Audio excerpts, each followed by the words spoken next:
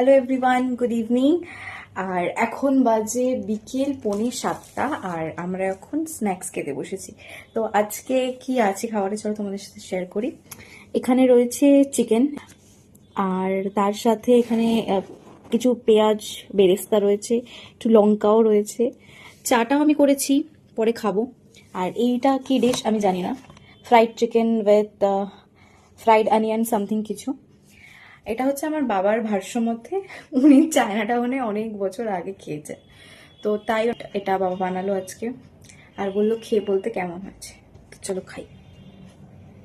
Sauce খাবে? হুম, খাও, বেশ অন্যরকম, নট টিপিক্যালি চিলি চিকেন টাইপের চিকেন। এটার সাথে একটু পেঁয়াজ খেতে হবে, লাইক পেঁয়াজের সাথে একটু মিক্স করে। হুম, বেশ ডিফারেন্ট লাগলো এটা, অন্য ধরনের। আচ্ছা। প্রত্যেকে হচ্ছে স্পেশাল থাকে। আমার বাবা একটু রান্না বান্না করতে, মানে স্পেশাল আইটেম রান্না খুব ভালো করে। আমার মাও খুব ভালো রান্না করে, কিন্তু বাবারা যখনই কিছু করে না সেটা মেয়েদের জন্য খুব স্পেশাল হয়। যারা যারা মেয়েরা আছে তারা রিলেট করতে পারবে।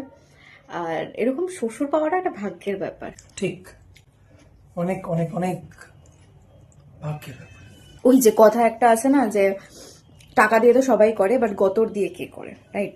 আমার বাবা প্রচন্ড অসুস্থ, ওনার পুরো বডিটাই অপারেট হয়েছে ফর সেভারাল টাইমস। তারপরে উনি এতটা এফোর্ট দেয়, সেটা ভালো খাই। সেটা আমাদের কাছে অনেক বড় একটা ব্যাপার। মানে এই ঋণ কখনো শোধ করা সম্ভব না। তো বাবারা আলাদাই মানুষ হন। যাদের এরকম বাবা আছে, এরকম শ্বশুর আছে, তাদেরকে আগলে রাখো, যত্ন করো, মেইনলি রেসপেক্ট করো। দেখো, মারা তো করেই, বাট বাবারা সবসময় একটু স্পেশাল হয় মেয়েদের জন্য mainly. And one second thank you বাবা, এত ভালো ভালো খাওয়ানোর জন্য আমাদেরকে। দেখো, মারা তো করেই, বাট বাবারা সবসময় একটু স্পেশাল হয় মেয়েদের জন্য মেইনলি।